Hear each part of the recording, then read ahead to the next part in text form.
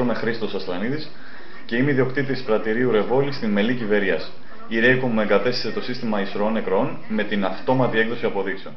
Στο συστήματος αυτού πλέον μπορώ να έχω πλήρη εικόνα των εξαμηνών μου, των αντιών μου και γενικώς της διαχείρισης του μαγαζιού μου και της επιχείρησης μου. Ο συνδυασμός του συστήματος ισρώων νεκρών με τον αυτόματο πολιτή μου έδωσε τη λύση να λειτουργώ το κατάστημά μου με χαμηλό κόστος όλο το 24ωρο.